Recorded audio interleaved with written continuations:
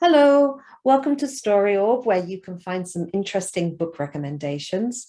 I'm Miss Josepha from DeWitt District Library, and I'm here to talk about a new book called A Bird Will Soar by Alison Green Myers. It's the first book by this author, and it won the Schneider Family Book Award this year. That's because it gives the reader quite a lot of insight and understanding into the life of a young boy who lives with autism. Although Alex would definitely be the first person to say that you can't ever really know what it's like inside another person as much as you would like to look inside their head. Instead, you have to find clues and then interpret the clues to find out what is really going on. As you might expect, Alex is pretty good at finding those clues. He hates surprises. He likes to know the plan ahead of time so he can prepare and think. He has many good thinking places, but it seems to Alex that his family has way too many secrets. It's better to just know, says Alex, not to have to guess, not make everything some big mystery.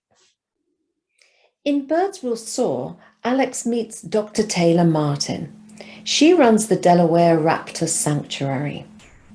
She comes to his school with some of the birds that she looks after, and Alex connects with the eagle. Later, he becomes a member, visiting the sanctuary on Fridays. In the woods around the back of his house, he's carefully observing an eagle's nest and the babies that are protected inside.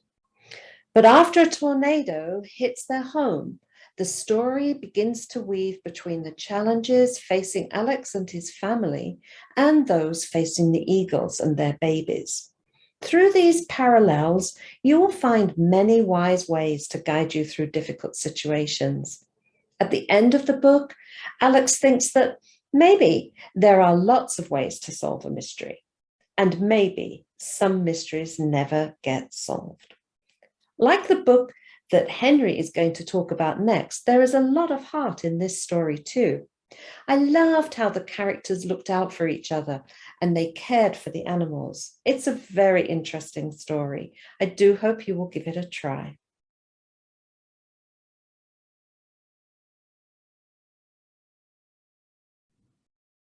Today I'll talk about Dog Dream by Terry Lynn Johnson.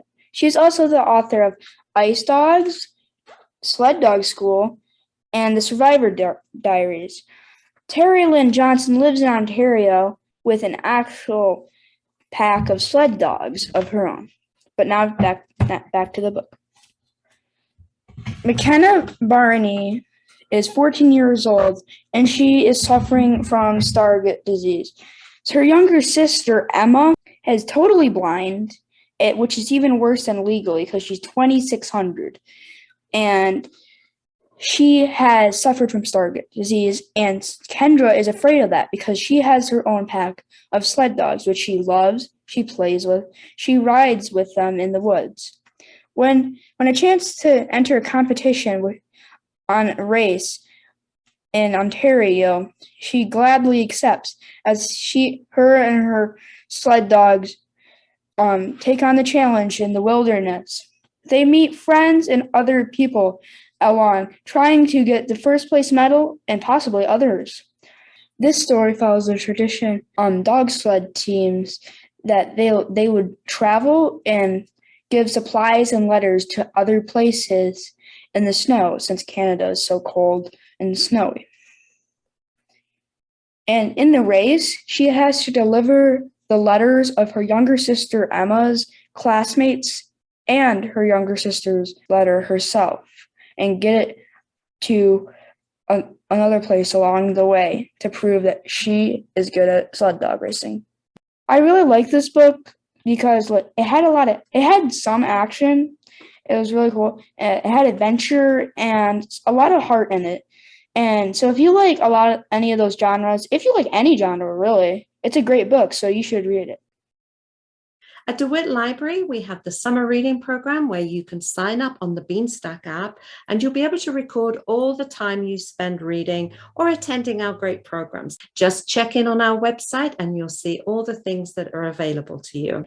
And I'm going to share with you some more of our new books so that you know all the different choices that are ahead of you for a great summer of reading. In case you like to read graphic novels, I thought I'd bring some of these along. Survive in the Wild is a new series, and you get to learn tons about the different animals and the challenges they face in the wild. I'm sure you're going to want to know that we have Cat Kid Comic Club on Purpose. The new one's out right now.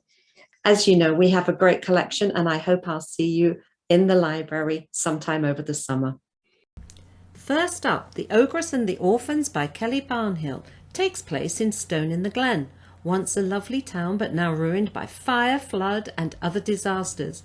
Why is it that the neighbours, once friendly, are now mean? Does it have something to do with the new mayor? And what happened to the dragon? Read this wonderful story of how a town learns the meaning of true friendship and neighbourliness. If you enjoy historical books, try We Are Wolves by the award-winning Australian writer Katrina Nanestad. Set in World War II, it tells the story of young children surviving in the forests when the Russian army marches into East Prussia. They were known as the Wolf Children. The Last Mapmaker is the new book by Christina Soon-Tornvat, who wrote A Wish in the Dark, one of our favourite titles from Battle of the Books this year. Check this out to explore a new fantasy world with dragons, dangers and riches beyond imagination. If magic is your thing, you will be wanting to read this new book by Donielle Clayton. The Marvelers introduces an exhilarating fantasy universe with a magic school in the clouds. Rick Riordan wants to live in this world, and I'm thinking you may want to join him there. Great books to choose from, and here is a fun challenge to create a beautiful underwater creature to display in DeWitt Library. Explore the summer reading program and visit us soon.